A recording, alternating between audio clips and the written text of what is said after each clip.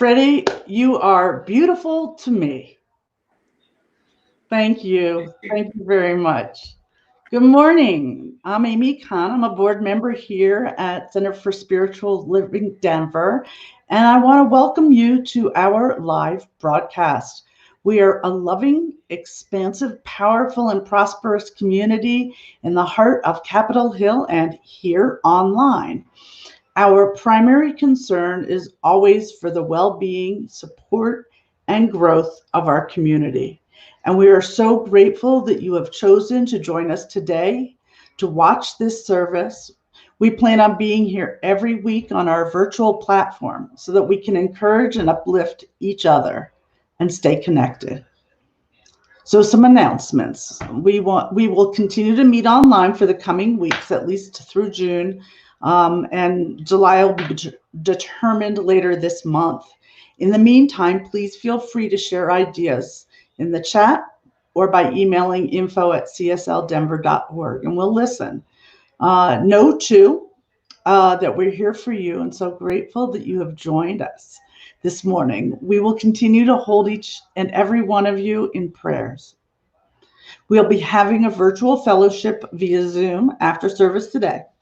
You'll need to RSVP by emailing info@csldenver.org, and you will be sent an invitation by email. If you have joined us before, it is the same link. We would love for you to join us and catch up with each of you and have an interesting conversation or two. In these changing times, though, the CSL board would like to extend a helping hand where we can. If any of the congregants are in need of help or support, we're here and ready to help where we can. Please send an email labeled confidential to info@csldenver.org and let us know how we can be of assistance. And someone will reach out to you. So now let's welcome back the fabulous, wonderful, amazing Freddy Rodriguez Jr.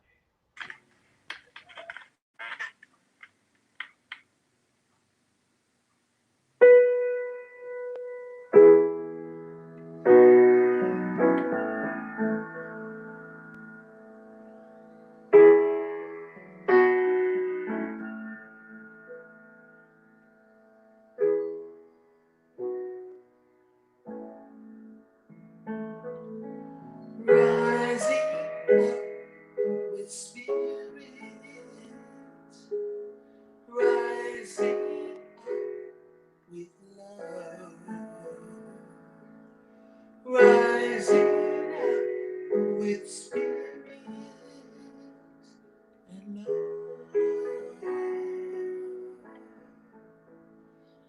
and light and peace forever.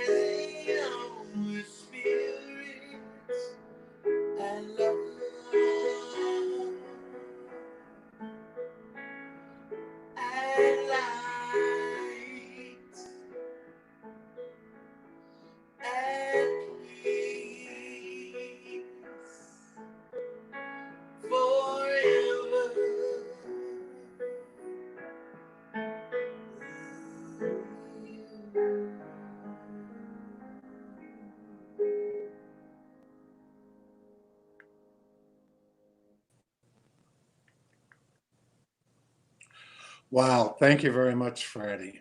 Beautiful, absolutely beautiful. And now I invite you to get settled into your place of where you are right now. Close your eyes for the invocation and take a breath. Take a nice, deep, cleansing breath. And knowing that Spirit, God, Divine Universe is in, through, and around all of us.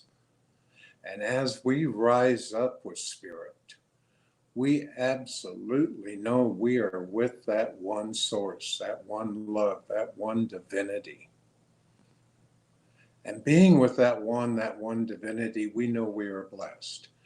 We are blessed with all that it gives. And as we allow ourselves to move through the day, through these trying times, these challenges, we know we can overcome these challenges with love, with joy, with laughter, with compassion. We bless all who seem to have difficult with it, knowing that with our help, with our consciousness, with our divinity, we can help them through it, through Spirit. We bless all involved in the service today, the Reverend Mark, Freddy, Amy, Alice, and Reverend Z in the background. And we bless all who have attended here, just as we bless everybody who spends their morning in thoughtfulness and prayer. And we absolutely are grateful for all that is ours, for all is ours. And as we move into this service, we know that all is good, for all is God. And so it is. And now for the reading today. The topic is mindful intention, and here's a couple things that I found on it. The word intention means stretching toward. Setting an intention guides us to actions that fulfill our wants and desires. Intention has commitment to action, acceptability of responsibility, and a beginning, a setting in motion in the right direction. The intention process is just about as simple as it can be. You say, I intend, and then follow it up with whatever you desire. An intention is a guiding principle for how you want to be, live, and show in the world. During meditation, yoga, or any area of your life, ask yourself what matters most to you. Your answer could form a powerful intention for which you can align your thoughts and then guide your actions as you move through your day. But an intention shouldn't be confused with a goal. It's not something you attach an expectation or evaluation to. It's just something you want to align with in your life. It's an aim, a purpose, or an attitude you'd be proud to commit to. For me, I get up every morning and I intend that I am joyful and happy. I intend fun and laughter. I intend that I am in perfect health, rejuvenated, aligned, balanced, and feeling physically great. I intend that I am guided, guarded, and protected. These are a few of the general intentions that I start with every day. Then I look around and see what I'm needing. If the old wheelbarrow just broke, I'd intend that I'd have a new one. If the computer goes on the fritz, I intend to get it fixed. I don't leave anything out because there's no reason to hold back. And last but not least, I intend that all my thoughts, words, deeds serve the highest and the best of the universe, myself, and everyone everywhere. And from our founder, Ernest Hone, where you are placing your attention, you are placing your intention. Setting your intentions is crucial to creating positive experiences. Where we focus our attention builds an energy field that by law of attraction draws us to which we think about. Where we place our attention creates a pattern of possibility and opportunity, and like a knife, the law of nature cuts both ways. Nothing lies beyond the scope of your ability. The new design for living you create has no limitations. Literally, all good things that life and the world offer are yours to have and enjoy. But you need to recognize them, accept them, and incorporate them into the new design you are going to create. And so it is. And now let's move back into the beautiful music of Freddy Rodriguez.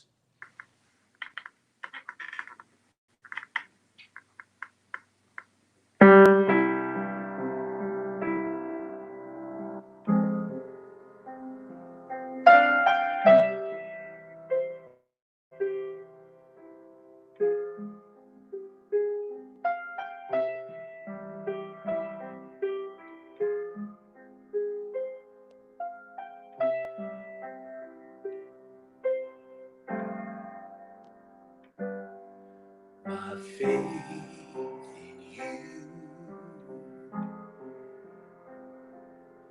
is being tested.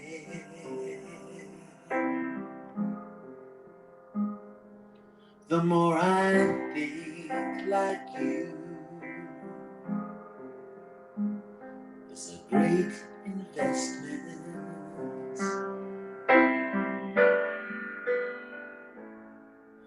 My faith in you can't be contested. The more I think like you,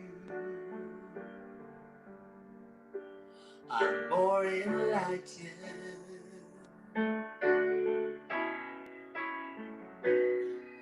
My faith in you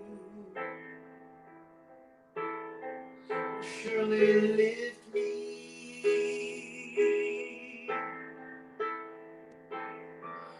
Your faith in God will always guide you.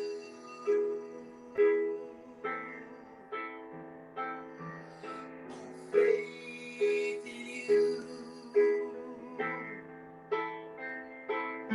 will surely lift us.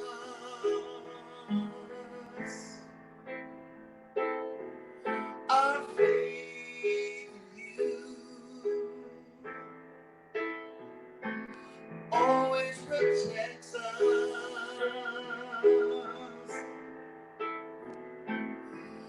My faith,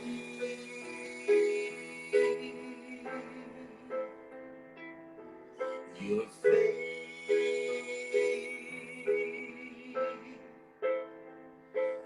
our faith.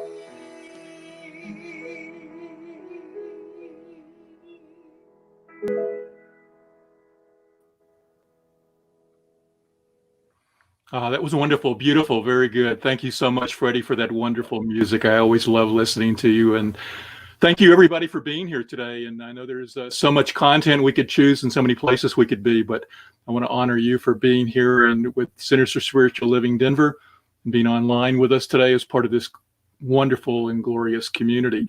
Our talk title today is Mindful Intentions, as you've already heard. I think all of you know by now that I'm Reverend Mark Gilbert.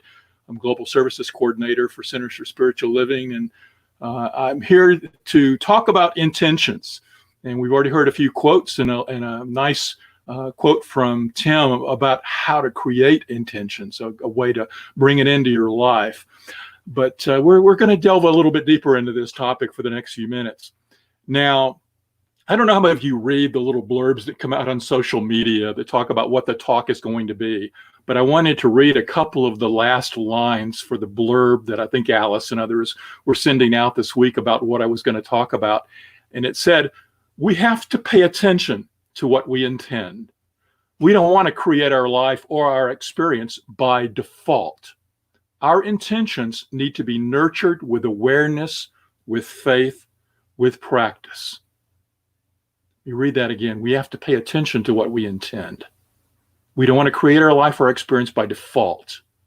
Our intentions need to be nurtured with awareness, with faith, with practice. So my question to you this morning is, are you paying attention to what you intend to create? Are you really paying attention to your intentions? I think I'd like to start off by sharing a few quotes with you. Another one from our founder, Ernest Holmes, a little bit shorter than the one Tim read, but it's very powerful, just as his was.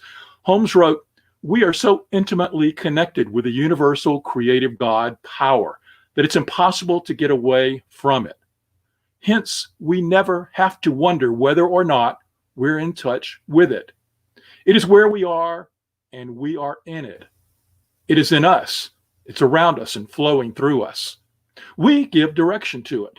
We have a perfect right to use it for any legitimate purpose of self-expression. If our whole intention is toward more life for ourselves and others, then nothing evil can result from the use of this law."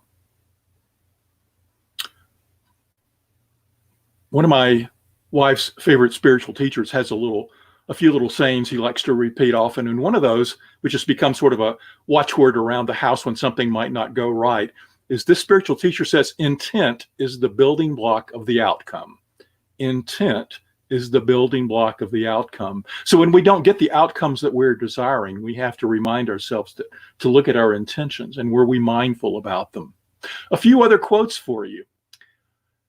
Carlos Castaneda, who wrote a lot of the Don Juan books that were influential for a number of us in my age group, and was reading these back in college. He wrote, "In the universe, there's an immeasurable, indescribable force which shamans call intent.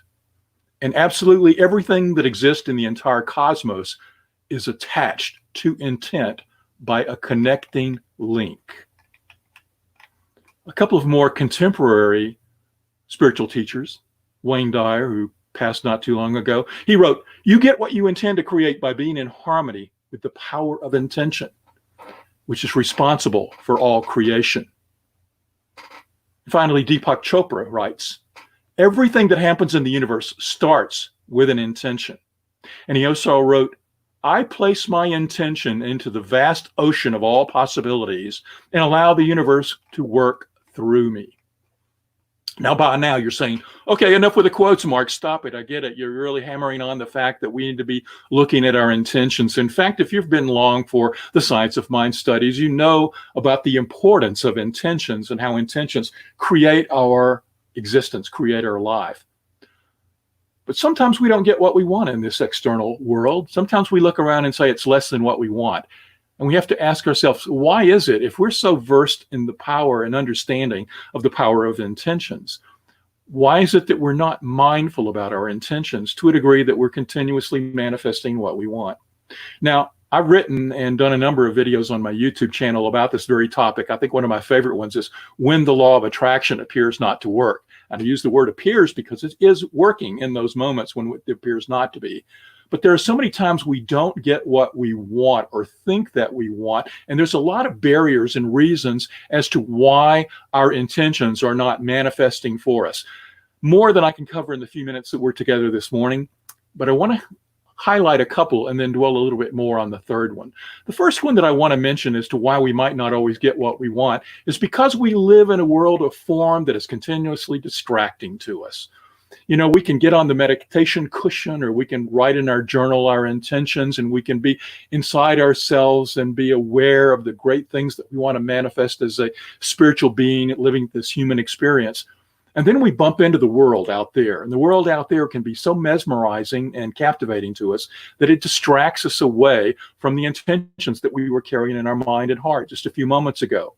Have you ever gotten off the meditation cushion and gone to work, and the very first thing that happened was that somebody caught you and said, "Hey, we've got a major crisis here, and you've got to help solve this thing. You've got to be on this meeting, this call, do this thing, order these products," whatever it is. You went from a state of bliss and calmness into a state of crisis and emergency just like that because of the mesmerizing nature of the world.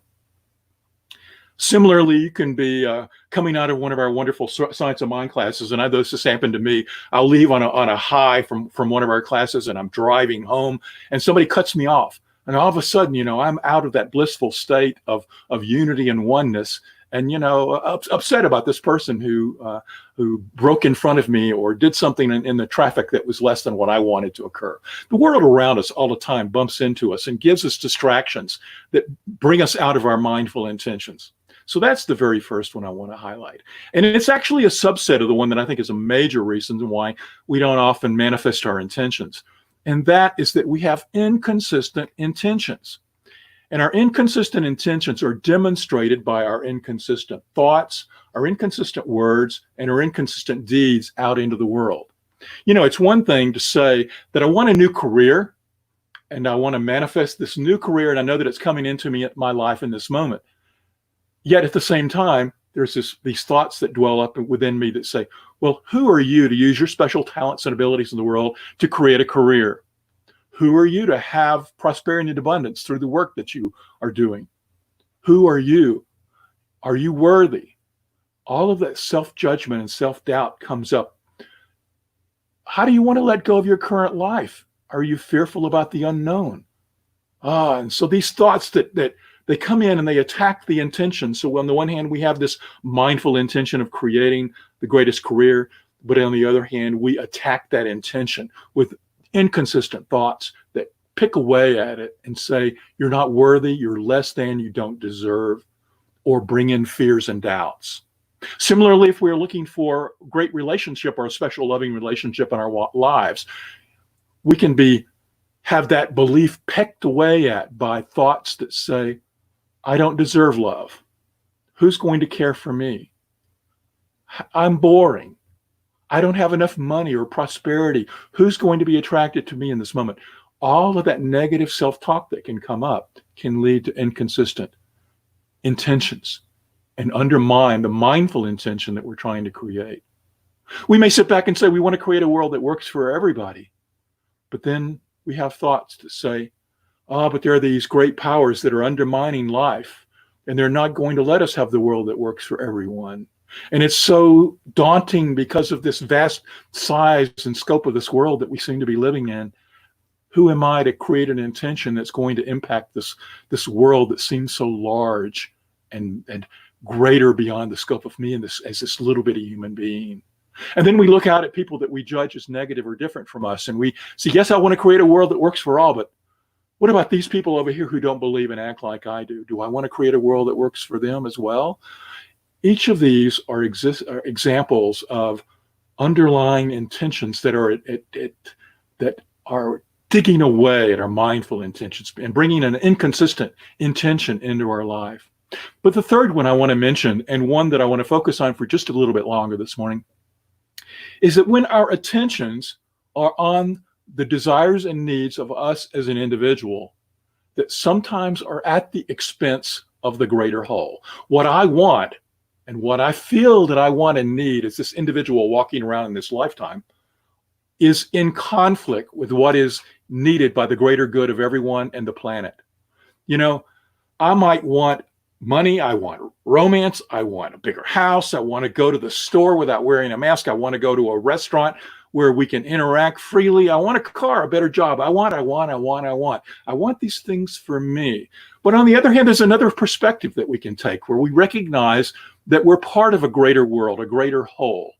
And that when we can cascade our intentions outward to incorporate a larger and larger scope of people, pockets of consciousness, pockets of the oneness of the divine, then our intentions can be in alignment with the greatest good for more people, and then they are truly serving a greater and higher need. When we can grow in our awareness and evolve to a place where we move beyond egotistical needs to needs for our family, our friends, our country, our world, all sentient beings, when we can cascade out our intentions to incorporate the needs and wants of all and take that into consideration, then we are truly growing and working towards creating a world that works for all. This can be quite difficult, but it's not impossible to do. I want to shift gears for just a second and talk about one of my wife's favorite TV shows. It's about, I don't know, maybe 4 or 5 years ago, she came to me and said, I want to start watching this TV show. It comes out of Canada. It's called Heartland. And I said, all right, honey, if it's important to you, let's watch this TV show. And the first couple of them, I was not sold on it. I thought it was the stories were simplistic, and it was somewhat of a limited kind of drama, and seemed sophomoric and immature and to a degree. But after a few episodes, I got hooked. And the gist of the story is, and it's produced by the Canadian Broadcasting Company, is that it's a ranch out in Western Canada where there was a grandfather who owned the ranch. His daughter lived with him. She was a horse whisperer and raised and trained horses. And she had 2 daughters from her prior marriage who lived with her. In the very first episode, the mother dies trying to save a horse. And the rest of the series is the development of the grandfather, the ranch, and the 2 daughters. One of the daughters inherited the mother's ability to be a horse whisperer and to train horses. And her name was Amy. And as Amy develops, as we go through the series, we see Amy taken from a teenager to a young woman to getting married and having a child and so forth. And through this pattern, we see this orbit of the family getting larger and larger and larger. The beautiful stories. But one of the things that occurred to me the other day when I was thinking about an episode that we had watched the night before is that every one of the stories of Heartland, the only drama that comes up in them is because one character has a desire or need that's bumping up against the needs and desires of another character, or against the needs and desires of the greater family or the community or something larger than themselves. That there is this conflict that exists between our intentions and a greater intention. And to give you just a quick example, an episode we watched the other day was Amy didn't want to take on a new horse client. This horse client seemed like a bullying type. Her husband, Ty, spoiler alert, if you're just starting in the series, she gets married later on. Her husband says, I think we should take this client on. She says no. The next thing you know, this bullying client goes out on social media and starts writing negative stuff about him.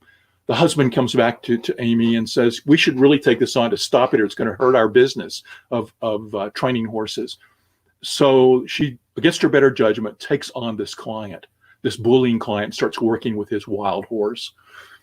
Another storyline, which I won't go into, leads to a horse that's been out traveling and coming back, having an illness, and places ultimately a quarantine on the entire ranch. So here's this bullying person who's given the horse to them for training, and the next thing you know, his horse is included in a vast quarantine and he can't get access to his own horse. And that just sets him off even more on his bullying and his negative social media conflicts.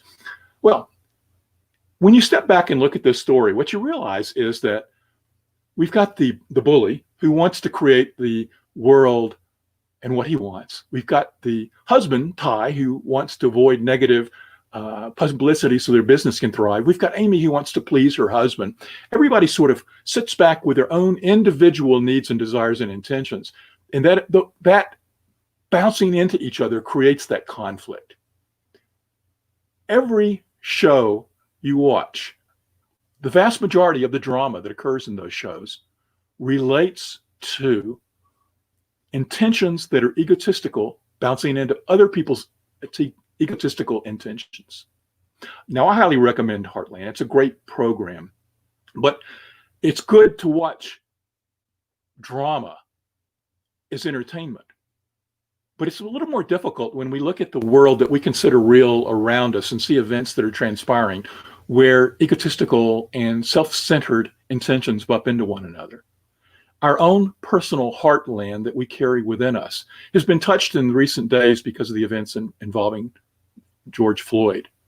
I know all of us have opened our hearts to the sad events as we've looked at what's transpired in that particular circumstance, where we look at the events of the Minneapolis police and what appears to be the murder of an individual, a murder that's led by egotistical beliefs and actions based on the policeman who kneeled on his neck, by the other policeman who stood by and did nothing, by the actions of the police who tried to cover up the event early on until the video came out and they couldn't. Everywhere there was an intention, an egotistical intention that bumped into what was the intention for the greater good. I thought about the characters in Heartland, and if they had stood back and said, I want to intend what's the best for the greatest good of everyone, there would be very less drama in those stories. But what would our world be like if we each stepped back from our egotistical intentions and said, what if I intended in this moment what was for the greatest good for more than just me? Racism is a scourge upon our planet, and it's upon our country. But racism at its root is really an egotistical belief that myself or my people are better than, greater than, deserve to have more things, a better life than others. It's placing ourselves in conflict with the greater needs of everyone. Each of us in this moment are called to create a mindful intention as to how we can look out at the United States and what's going on in the country right now and manifest a higher and greater vision. How can we create a world that works for all through this moment that's occurring in our culture right now and continues to occur as we watch like the events that unfolded in Atlanta over the weekend? It continues to be something that we know has been out there that we need to step into and create an intention and work together for the greater good for all. It's something that I think is touching at each of us to call to action of some sort. And what you're called to act in this moment and what intention that you desire to do to end the conflict, to end the mistreatment of Blacks or any disenfranchised people is welling up within the land of your heart in this moment right now. I want to go back for a moment in closing and read the initial quote that I read to you from Holmes. He wrote, "We're so intimately connected with the universal creative God power, it's impossible to get away from it. Hence, we never have to wonder whether or not we're in touch with it. It's where we are, and it's in us. It's around us. It's flowing through us. We give direction to it. We have a perfect right to use it for any legitimate purpose of self-expression." Key here, listen to this sentence. If our whole intention is toward more life for ourselves and others, then nothing evil can result from this law. Our intention needs to be for ourselves and others. We need to be thinking about, when we're creating mindful intentions, about what's the greatest and highest intention for ourself and the greater good for all. Deepak Chopra, make sure your intentions are not only for yourself, but also for the common good. Wayne Dyer writes, until you transcend the ego, you can do nothing but add to the insanity of the world. So why do we need to constantly be reminded about the power of intentions? It's because oftentimes we get distracted by the world. We have inconsistent intentions. There's other factors at play. But oftentimes our intentions are motivated by self-interest and don't consider the greater good of all. The conflicts that are occurring out on the planet right now, the insanity that is occurring out on the planet right now, opens the heartland within us to create a better and greater world. So what I invite you to consider in this moment as we close and as we go into prayer is what is your heartland calling you to do?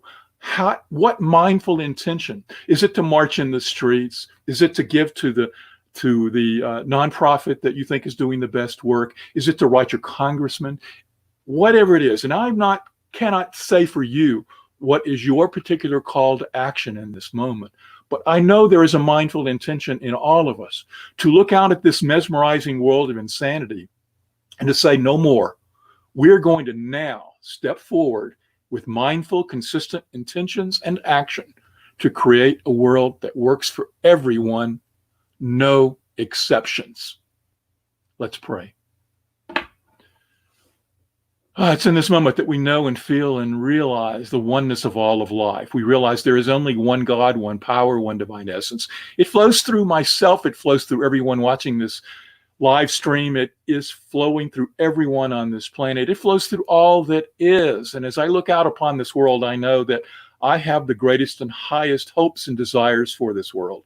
I know and sense that there is an evolutionary arc that is ever moving upward to greater levels of kindness, love, generosity, prosperity, all things good and glorious are manifesting now. I know that every person who hears these words, that they become a force for good, that they set mindful intentions to create a world that works for all. They look out at the insanity of the planet that is around them, and they break through the mesmerizing nature of it and anchor their awareness in the divine flow of what is best for all. And they hold that intention consistently. They hold it and they act upon it through their thoughts, their words, their deeds. And through this, we create a better country. We create a better world. We create one where racism is a long forgotten memory of the distant past, where we recognize the uniqueness of every individual and value their abilities in such a beautiful and glorious way that we just know that every expression is an expression of the divine. We are creating that world now. Each and every one of us are doing it in our own unique and beautiful ways. Thank you, God. And so it is. And so it is. That was really, really touching and very beautiful. Thank you. I will be thinking about how I can cascade out my intentions. It kind of made me think of my workplace as well. But I will tell you, I appreciate your message, Tim. I mean, Reverend Mark. Thank you. Thank you very much. So that was great. We are so grateful for everyone's support here at CSL Denver, whether it's in time, treasure, talent, and especially during this time of change. Whether this is your first time joining us or you're a returning community participant, we want to thank you for your continuing financial support of the important work we are striving to provide. Right now, there are many ways you can support the Center for Spiritual Living Denver with contributions. Using your credit card, you can use your cell phone or device to text to 844-454-0918. Then type the word give and the dollar amount you would like to give. So for example, if you'd like to give $10, you would text give 10. As always, you can also go to our website, www.csl.denver.org, and there you will see a donate button in the lower right-hand corner. If you prefer to mail an offering, you can mail it to CSL Denver, P.O. Box 300416, Denver, Colorado 80203. And we are set up now with King Soopers and with Amazon Smile, where many of us shop. Simply link your account to Center for Spiritual Living Denver, and when you conduct your normal shopping, a percentage of all proceeds will come to our center. Email us if you want more information on this option. So also in support of Pride Month, we had an anonymous donor donate to support this year's Pride celebration in honor of CSL Denver. So we're very grateful for that donation. Thank you. This is our biggest annual fundraiser, and we want to help support this program and community. This is their, biggest annual fundraiser. I'm like, I don't remember us having that. That will be the weekend of June 20th and June 21st. Additionally, the board has voted and donated $200 to Food Bank of the Rockies in support of our local community and to help them in this difficult time. We are blessed to have you as members of our community. Know that showing up and being with us in spirit and body provides us so much gift and so much that this too fills our hearts, our souls, and the entire center as we join in community as one. Please repeat with me our usual affirmation. This perfect gift is spirit in form, circulating and blessing all that it touches. Freely I give, and joyously I receive. And so it is. Thank you. And now back to Freddy. I'm looking forward to this song too, Freddy. So Right. thank you. What we're talking about today is thoughts or things. I wrote this song a few years back. I don't know if you remember a movie that came out. It was called The Secret in a Book. So this song is about what that movie talked about.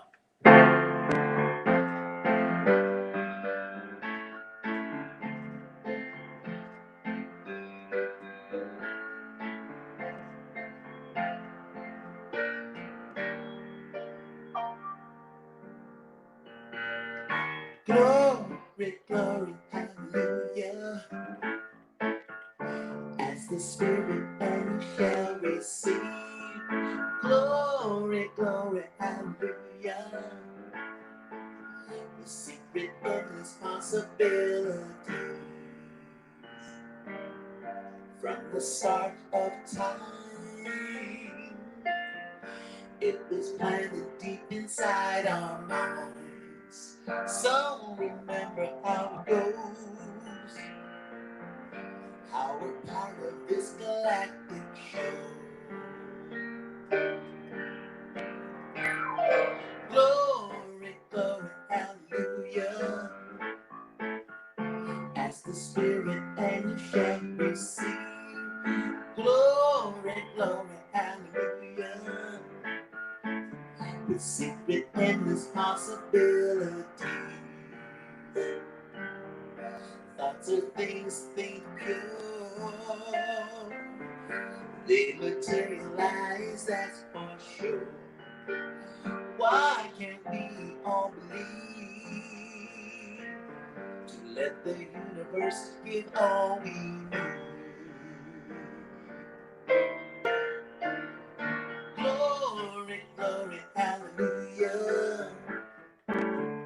As the Spirit and you shall receive. Glory, glory, hallelujah. The secret endless possibilities.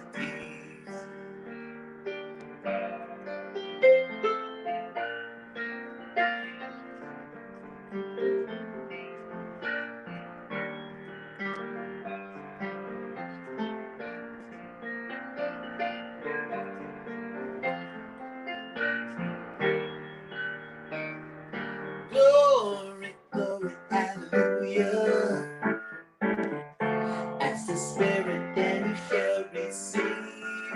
Glory, glory, hallelujah. The secret endless possibilities. Glory, glory, hallelujah. As the Spirit and you shall receive. Glory, glory, hallelujah. The secret endless possibilities.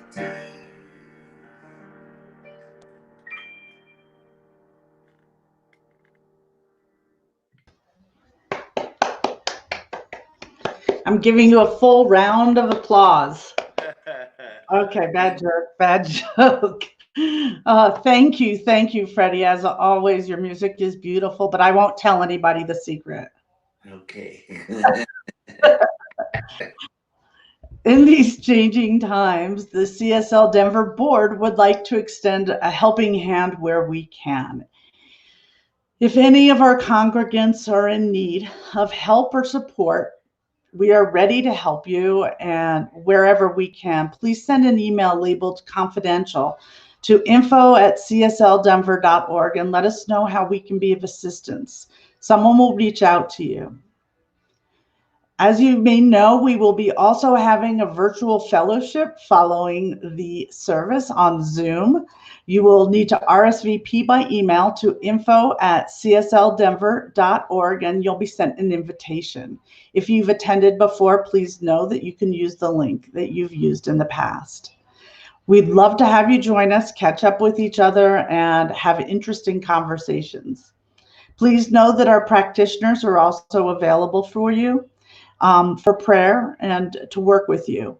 We would love to pray with you. Their names and phone numbers are listed on our website, www.csl.org. And as always, we wish you a marvelous, wonderful week. I bring you intention for a fantastic week. God bless you all. Freddy. Hello.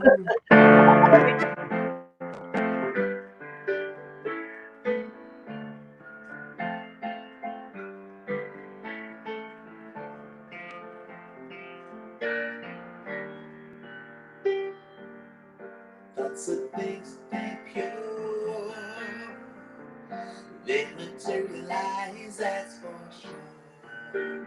Why can't we all believe to let the universe give all we need?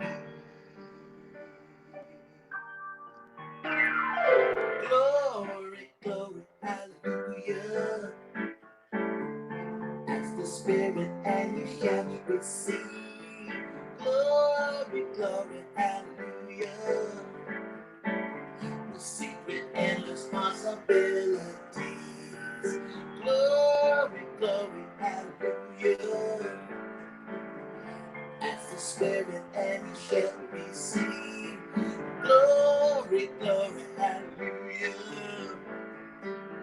Secret and responsibility.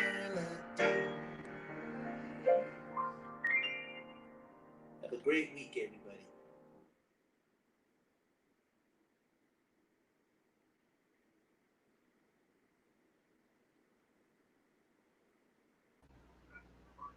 And we're out. Woohoo! Great job, Z. Yeah. That was really good, man. Nerve-wracking. Good. Well, thanks everybody. I'm gonna dip off and go watch my daughter's graduation. Sounds good. Congratulations. Sounds great. All right, I'll see you soon. Okay, brother. Thanks, Mark. All right, man. Thanks. Yeah, thanks, Mark. Take care. Bye. Goodbye. Bye. Thanks, everybody. Marco. Okay. Bye. Good job, Bye. everybody. Really good. You are trainable, Elzia. Yes. Long time. Bye-bye. Bye-bye. All right. See you, brother.